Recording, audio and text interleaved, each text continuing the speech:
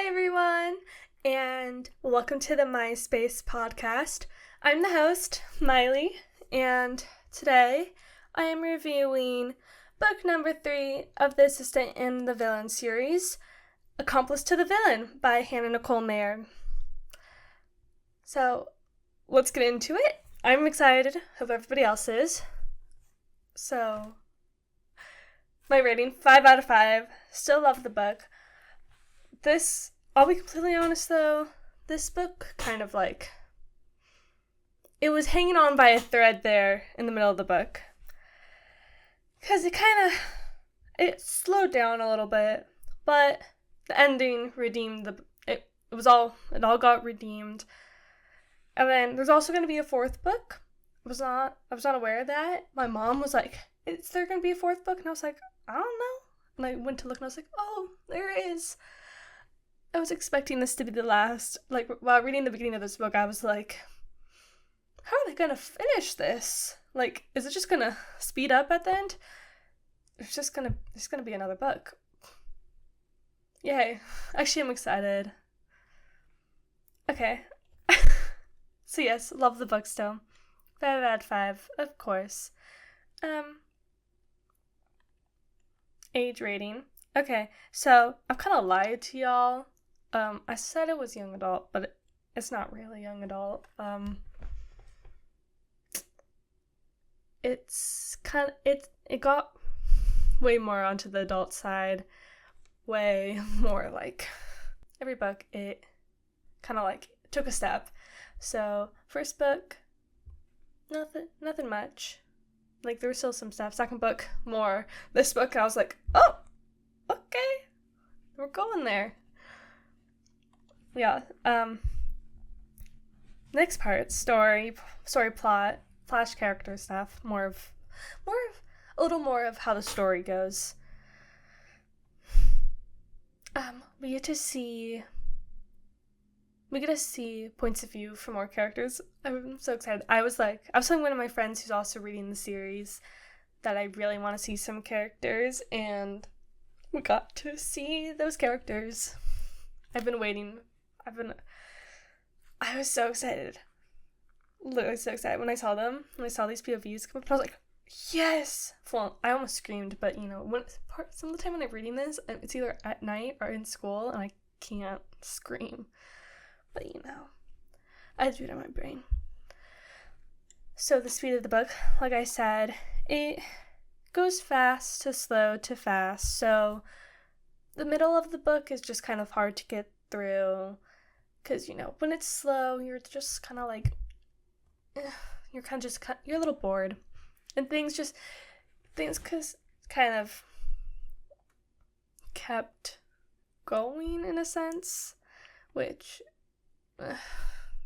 but still loved it because that ending was crazy. Crazy ending. So many plot twists. We also got, I should have put this with the first point. We got to learn more about the characters with the new POVs. So, there were many plot twists at the end of the book. Some of them I saw coming, some of them didn't. It was a roller coaster. It kind of just kept going. It was like, wee. I was like, oh, okay. How do we get here? But it was so fun. I love when I don't see things coming.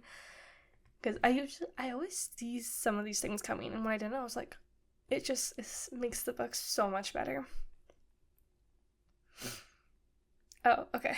I keep saying, oh, okay. What's with that? Chapter and POV wise, so something would happen, something big, and then it'd switch to another character in a whole different situation, in a different place, and it would be right at the pinnacle of something, and you're just like, no, I need to know what happens next. So I'm in 3 different places at once. That's what it felt like. Trying to keep things straight in all these different places. It was kind of crazy, but it was fun. But then also angered me. I was like, no, I want to know what happens next. Okay, character stuff. During this book, Tristan and Evie got closer. The entire book was a lead up to this one point that I've been waiting for, and like everybody else who's reading this book has been waiting for. But then of course something had happened. So we got something for like 10-ish chapters, and then it ended, and I'm just like, really? We had to do this? Like, come on. It's like, we were all happy for 5 seconds. But no.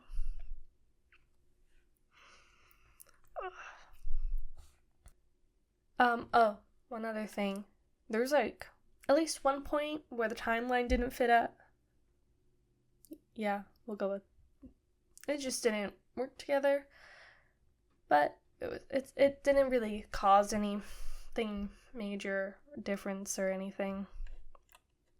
Another thing about Evie, I could have put this in her section, but like, there was one chapter, she wore a dress. You know how like every girl character, they're gonna wear like some like showy dress. It's like a showy revealing dress. Every girl character does it, main, female, and I'm like, can I just have a girl who doesn't do that? Like, give me a girl who's completely comfortable wearing non-revealing stuff, and like she's so confident in that, in herself, and just in those clothes that she doesn't need to wear anything else. But also like show that there's some characters who have a little insecurity in that stuff. Haven't found one yet. Maybe I will. Thought if I want to take off my bracelets again. I'm gonna move my arm and I'm just gonna hit like okay, yeah. That was actually kind of it for that. I know I went fast. I went woo. I don't have any favorite lines. We're just gonna find them as we go along. I needed to. It's a filler. Gotta stop doing it. So many filler words I need to stop using. Evie. Start off with things we already know about her that just have basically continued. So that's a filler word. Number 1.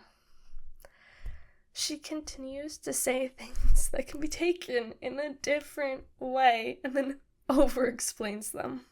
And it's so funny each time she does it. But now we know she sleeps with a teddy bear. Love that about her. Like, I have a whole bunch of stuffed animals that I sleep with. They're all in my room. A whole bunch. Love them. They're in my bed. They just watch me sleep. And also, I love how she's such a strong character, but she has a teddy bear she could just go home and snuggle with.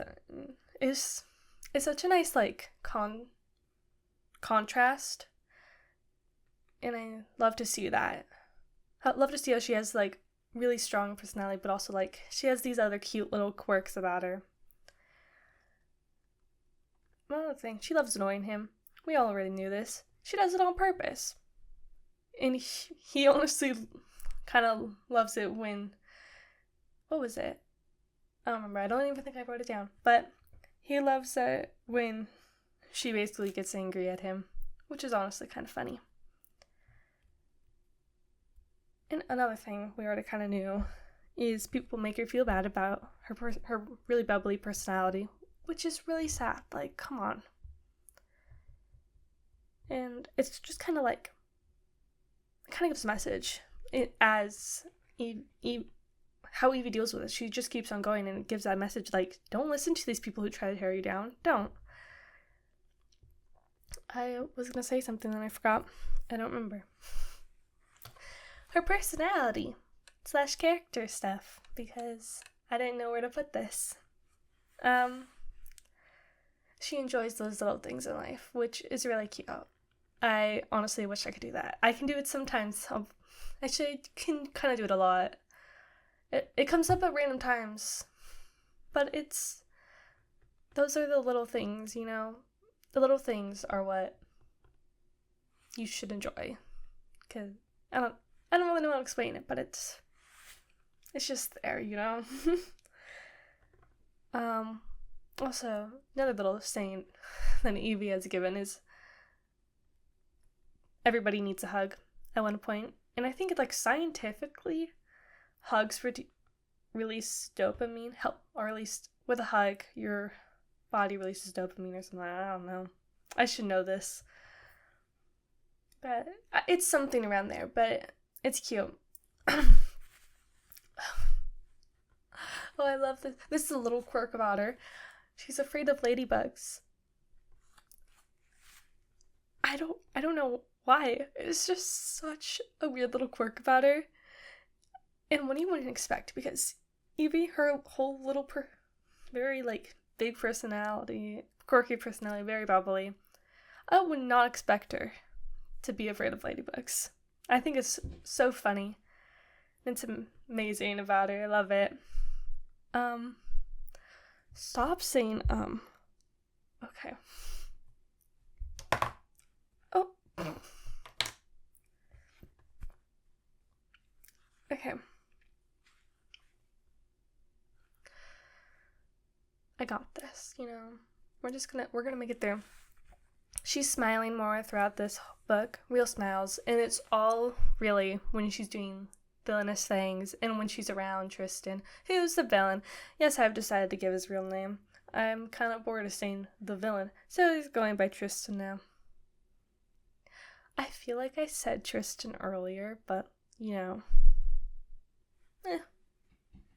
kind of forgot. Because everybody calls him Tristan now in the book, so, She's really good at hiding her pain. Yeah, honestly, it's kind of sad. She had to learn how to do that. Another relatable thing about her is that sometimes she just needs a quiet room. Sometimes I just need a quiet room. Okay, another thing. Quick. She once stood up in front of a whole crowd and completely, like, improvised something, and I was like, girl, how you doing that? Because I can't. Like, I'd, like, die. I can't. How the hell? Crazy. She's better than me. Like, I would not be able to do that. Mm-mm.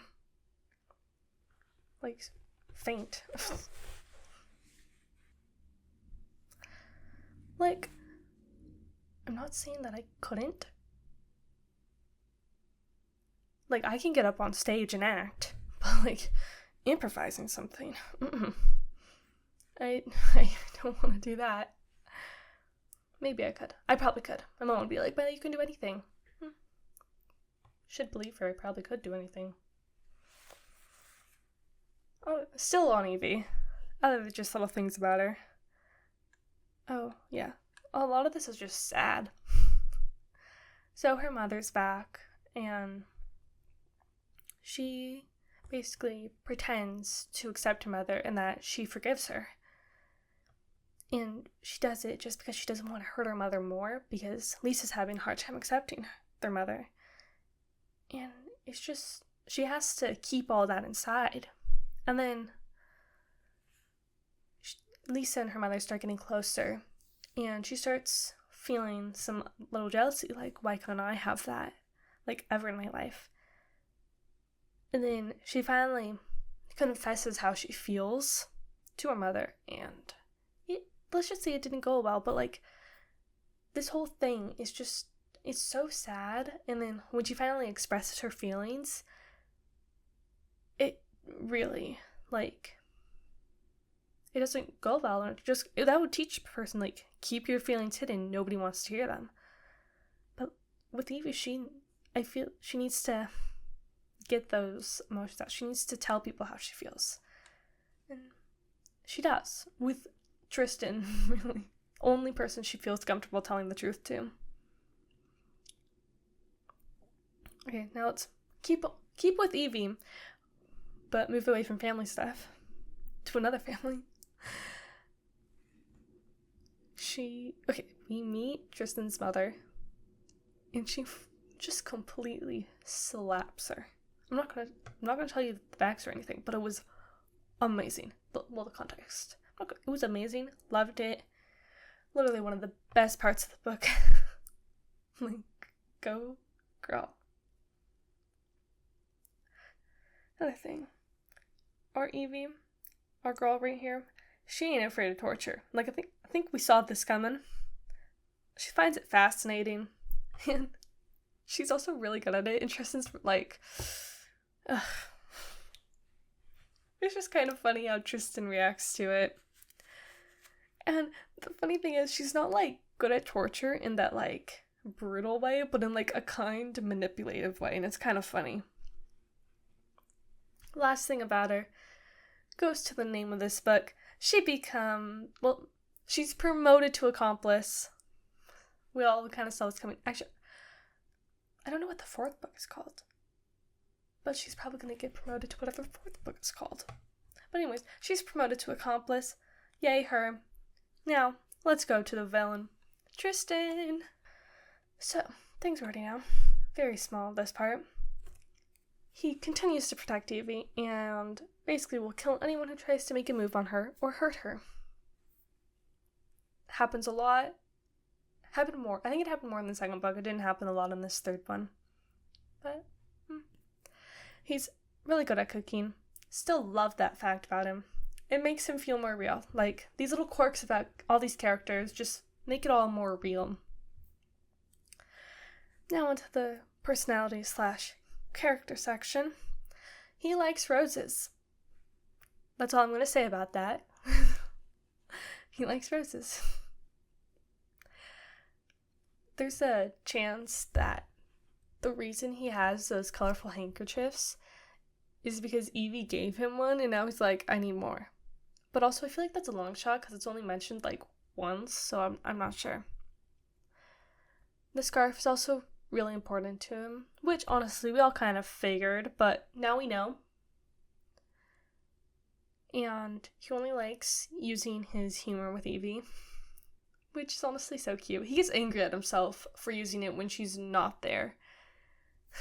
It's like, nice little fact about you.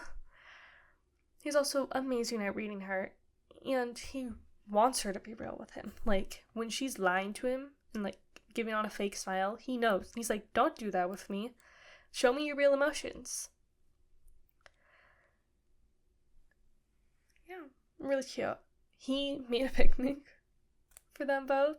He said he didn't, but then he kind of admitted he did. But, like, he wasn't conscious to that. Neither was Evie, but she heard about it. Oh my gosh, he says that if she left, he wouldn't survive. Oh my god. Yeah, that's how I was this whole book. Will continue to be. But, okay.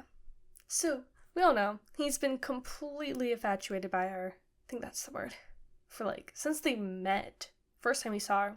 And when he saw that she really liked those vanilla candies, he keeps getting them. And then he gets a rose from their garden. And then he'll write a note that says, Love Marv, because he doesn't want her to know it's from him. And it's honestly so cute, but also, like, come on, dude, just say it's from you. Please.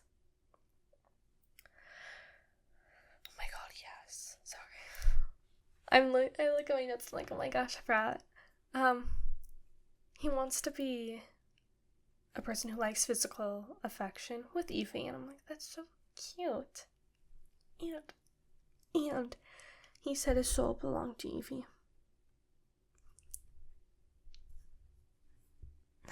I'm not okay. Not at all. Now we get on to the little funny parts about him. He will change his whole personality when Evie's mom is there. Like, he'll be saying something that's a little on the evil side, and then she'll come in, and he'll change it up to be like, he's definitely, like, he's doing it, but, like, definitely not. It's so funny. There was one time, switch it up a little bit, go in a quick little direction. He once choked on water. Just the most real thing that any character could do. Just choke on water. I don't even remember why. But I thought it was really funny. It happens to me too, you know? almost done. Next section with the villain. Other things. So, the only reason why he's staying away from Evie, which, by the way, is torture, he admits it, is because of what the Destiny Monster told him. Not at all because his magic was acting out. No. It's because of what the Destiny Monster told him. I'm like, really? But then stuff happens to get close, and then he's like, no, and then it kind of keeps going, like all the past 2 books.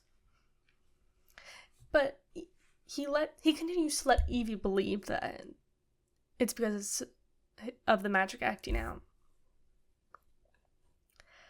But I think he says it once where it was not at all because the magic was acting out. But then I think Evie forgot about it. I don't know. That's another thing that doesn't add up. Just learning stuff while talking about it. Switching up from Evie. The Gurv, I still don't know how to say it. But it's something with fate. Like Fate's children or something. I don't really remember. But the male is sad and wanted Tristan to stay with him. And Tristan does stay with him. And it's such a turn from what you know Tristan is. He's the villain. He's not known to be nice. But then he does a nice thing for this little monster. Now, a little bit into his family /childhood life. Well, so we learned this from Tatiana, was that when he was younger, whenever he would try to flirt with one of the village girls, he would just end up insulting them. And Evie, who was being told this, was like, then you flirt with me a lot. It's like, yeah, he does. He really does. He's in love with you. Now on to a little sadder part. He had pretty bad childhood, which we all kind of knew. His father was never there, and his mother basically hated him. But his mother basically told him once that he ruins everything. As a child, and your mother says that to you, you're gonna believe that for the rest of your life.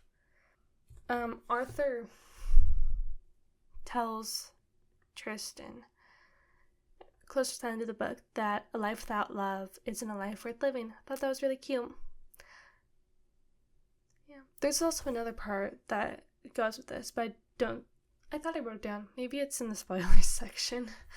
Maybe, I don't know. Yeah, but it was really cute. Super cute line. Basically just telling Tristan to go after the woman he loves. Next character, Blade. Been waiting for his POV forever for the past 2 books. No, we haven't. We're so excited. So, just a couple little things about him. He's not colorblind.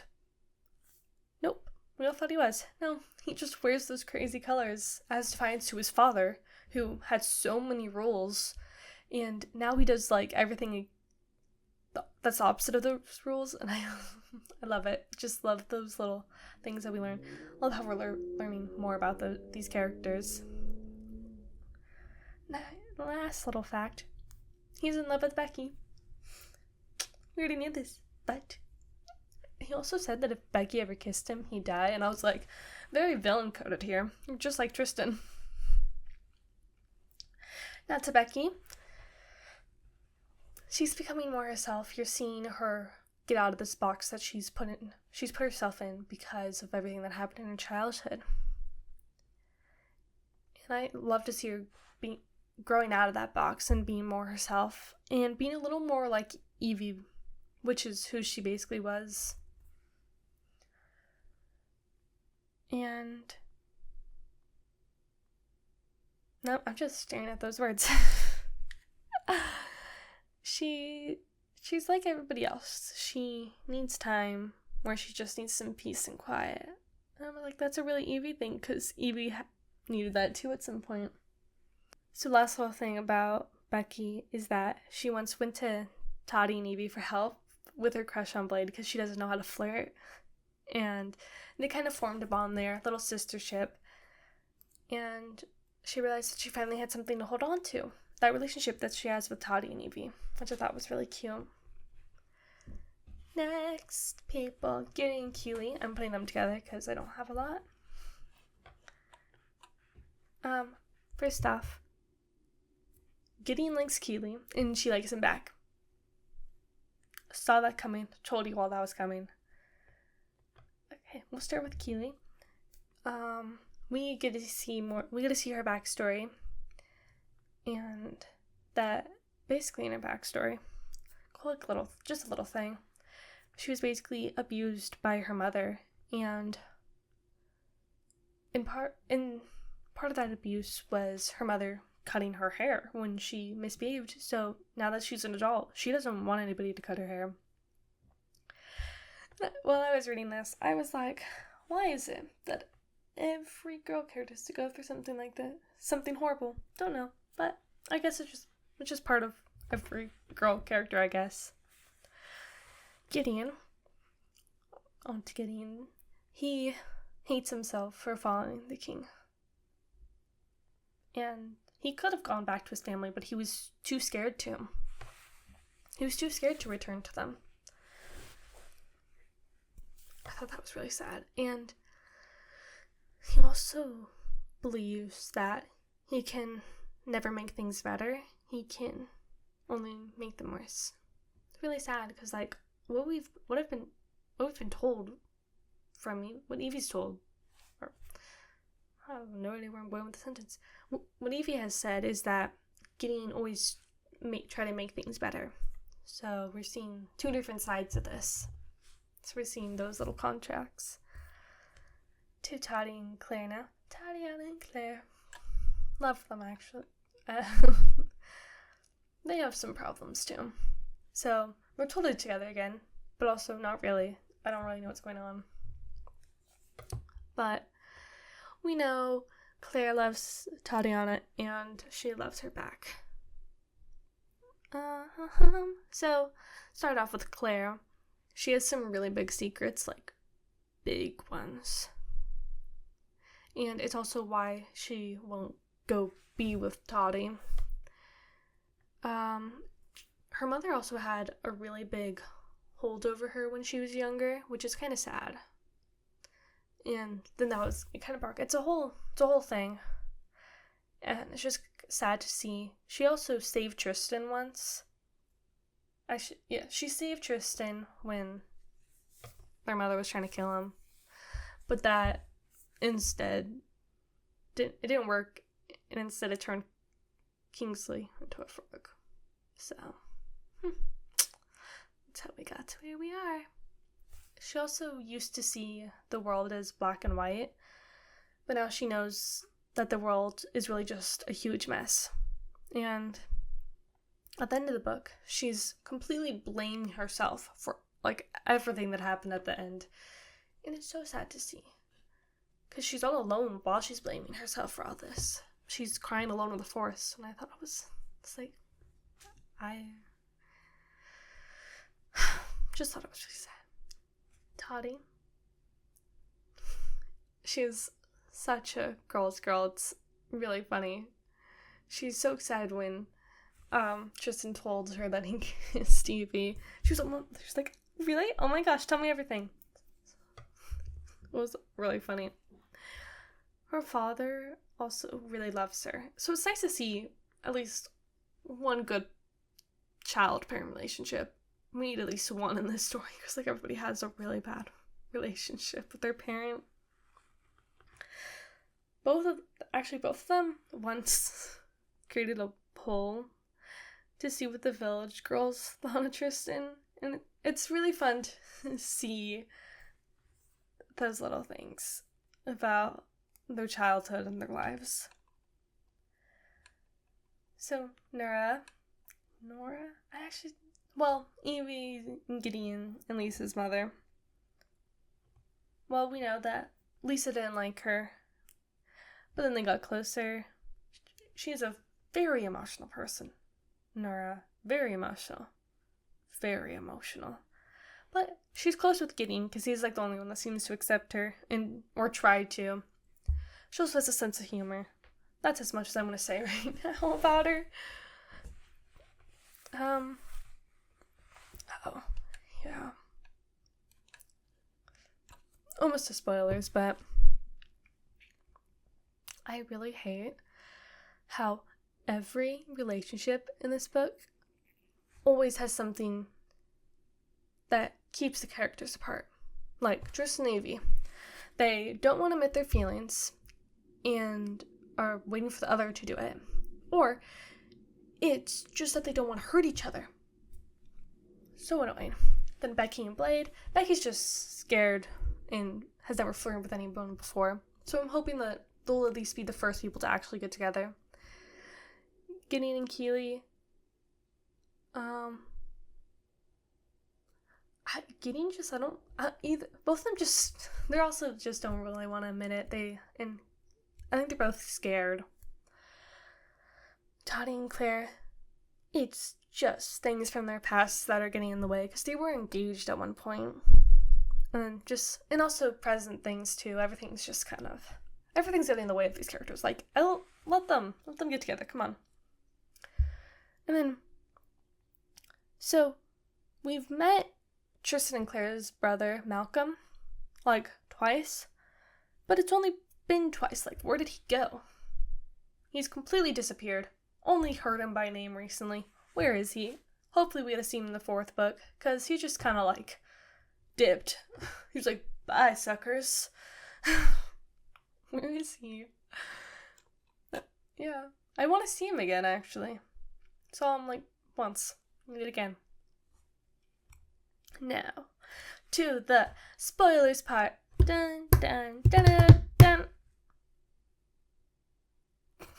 Spoilers.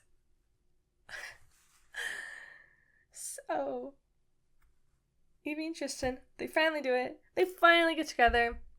And then, of course, it ends. We got, like, 2 chapters. They held hands and that was about it. Yay!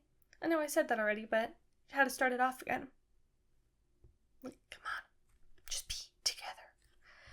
Starting off with Evie.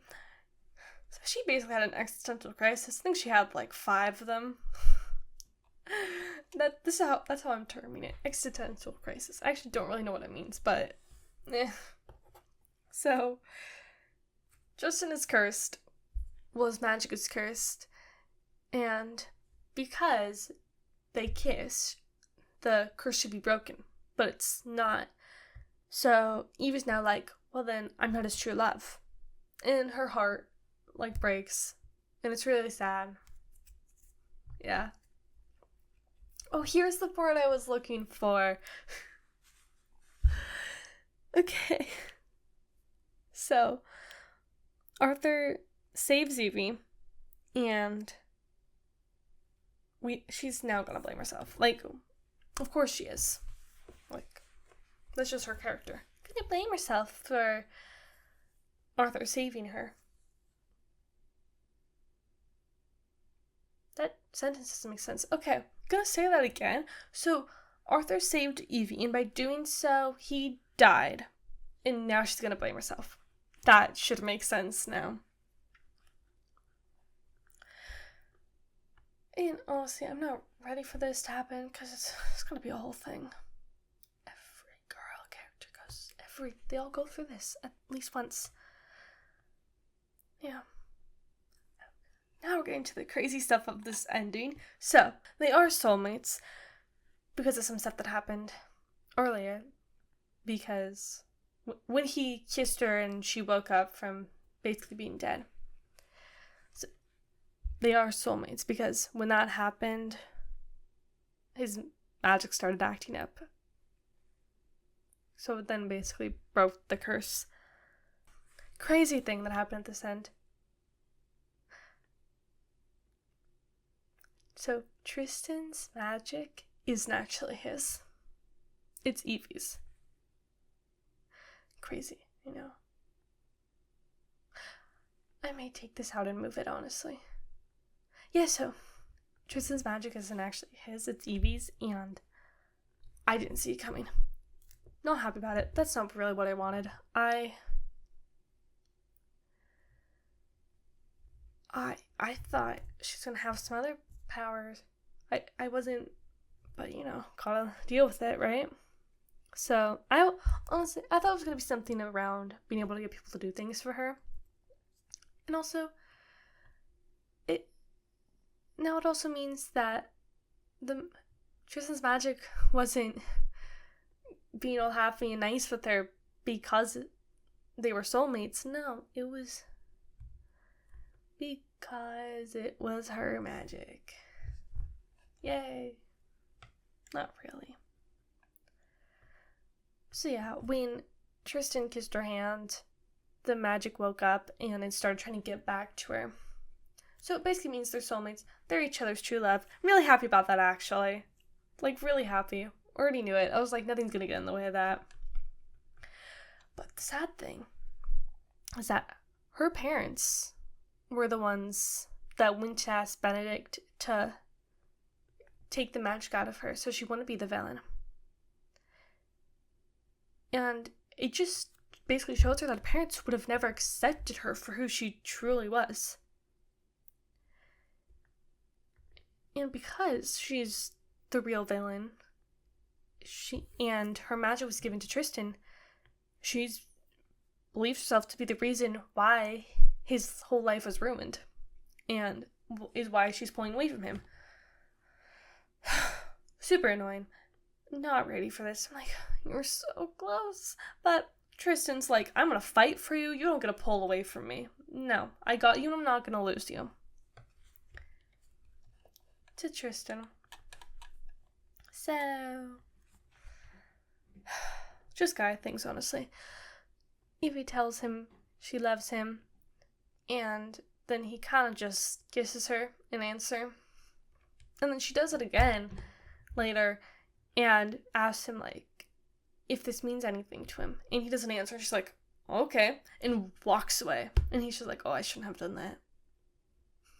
It's like, dude, that was your fault. Not anyone else's, just yours. So, his magic is now visible to everyone, literally everyone. And on top of that, he can, like, see the colors of people's hearts. He's like, well, I can't take out the goodness. He becoming not villainous at all.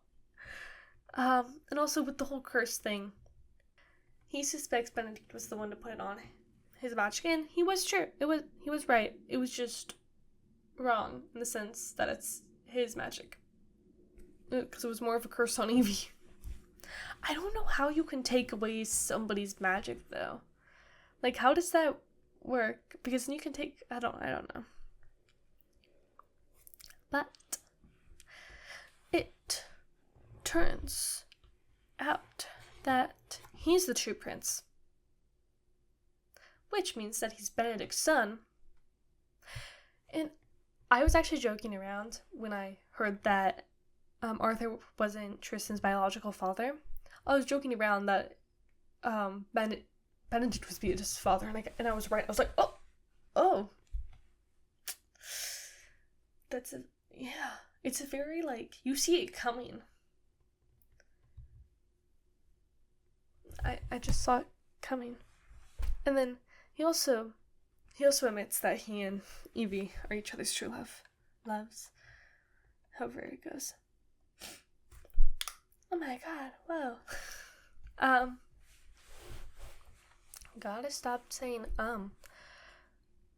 To one thing about Blade and Becky, she tells Blade she loves him, and then he said it back. I've been so waiting for it. Okay, Gideon and Keely. I thought Keely was the traitor at one point, because there's a traitor. Gideon did too. Turns out she's not. Because also, like, what I was thinking was, like, also that she couldn't be the traitor because then she would be betraying the villain, and that would mean that the loyalty band would kill her. The loyalty band ain't killing her, so I guess she wasn't.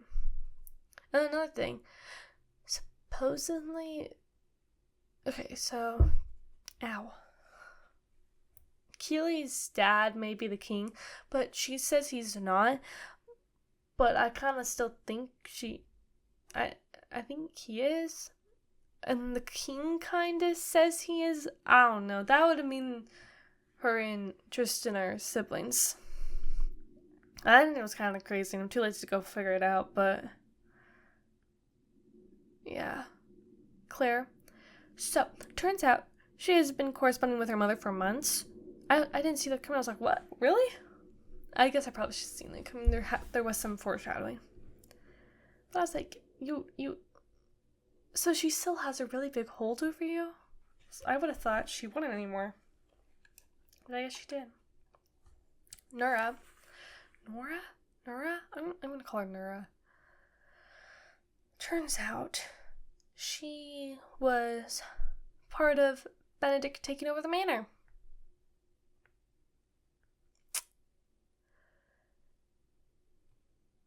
And she knew about Avery's magic. Like, she had told Gideon, it was like, I'm doing this all for her, and she's talking about Evie, and it's like, that, y'all are idiots, that's all I'm saying. And guess who's back again? Griffin, Evie's father. Yay. I literally hate him. I hate him so much. So, when we saw him, he did something to Evie, which we ended up figuring out that that's all about her magic. He had literally gone up to Benedict and was like, take her magic away. We don't want her to be the villain. And then he uses the memory plant on Nora. I don't know how he got that to work, because nobody else could, and suddenly it's just working. Like, I need more backstory on that. Like, give me more of that. Both the Gervs, whatever they're called, they both escaped. So, yay! And they actually almost had children before, but then the female was captured. This was like 10 years ago in the book. And how we know this is because the male showed Blade, Becky, and Lisa the nest. I don't know, that whole part was crazy too. Things got a little crazy. Okay, now to the character we've all been waiting for. Kingsley! Jazz hands, rain. This is jazz hands. This was rain. I'm okay. I'm tired. So, we finally get to see things from his point of view. So happy for it. Almost screamed when I saw his POV come up. I was so happy. It's so sad to see how he's had to completely change who he is. And also that he's basically just made peace with it. And he knows what's going to happen to him. He's had to change everything. He's had to become really observant. So he knows, like, everything. Literally, like, everything. He knows how much Tristan is in love with Evie. Sorry. I'm playing with one of my bracelets. I know, I didn't take all of them off.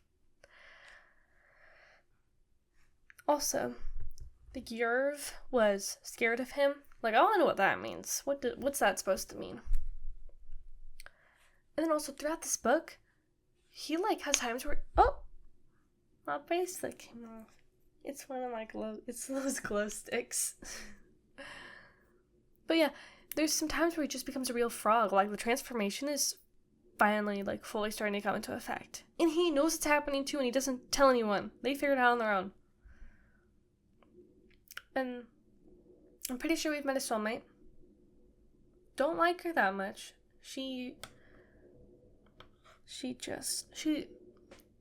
Hopefully she'll grow more and be more of, like, a really strong character. Hopefully. I'm really hoping she is. Also, supposedly his kingdom, which looks like a utopia, is all a lie. I want to know what that I want to know what that's supposed to mean and stuff. He knows things. He's hiding something. It's confirmed in this book. Don't know what it is. He also says that he can prevent Tristan and Evie's fate. What the hell does he know? What does he know? Like, come on.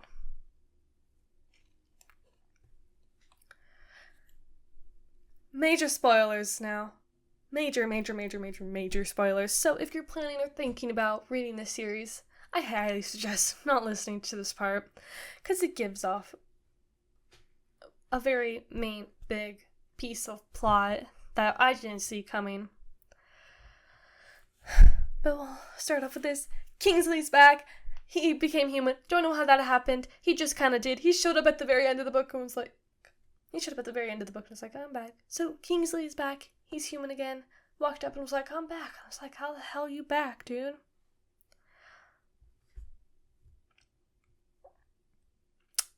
Now on to this next part.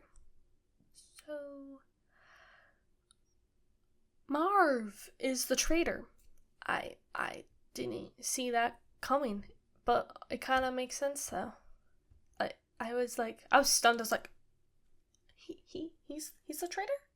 Really? Okay, whatever you say. That was crazy. I was like, really? What? I said something out loud while reading this in class. But the thing is also, his mark is still there. Like, it hasn't killed him. I'm gonna take it like the magic. It's just because the magic of the world is failing. But I don't know. He also says, I would never betray Tristan. He also says that they're all in danger. From what? I don't really know. I don't know what they're all in danger for. But yeah, that's it.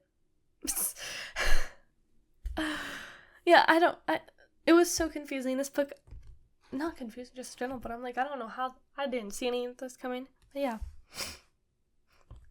I was fun read, loved it, but I'm trying to find the best way to read things.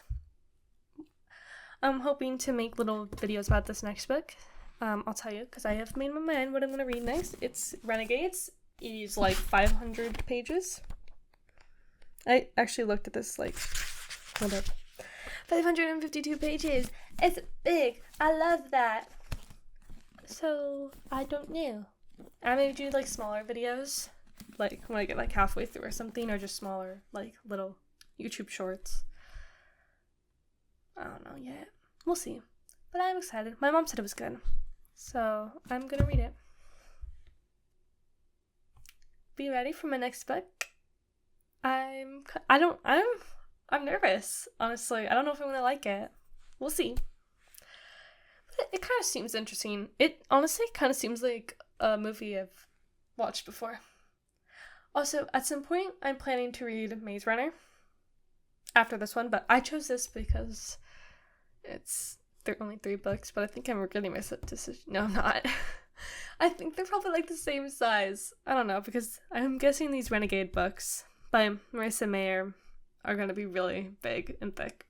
Really big. I don't like thick. That's a weird word. Anyways, that's it. Thanks for watching. This video is going to be like 15 minutes long again. Great. Actually, no. It's a podcast. Like it. Love it. I don't really care. Just watch it. Anyways, have a good day, night, week, life. Have fun. That's it.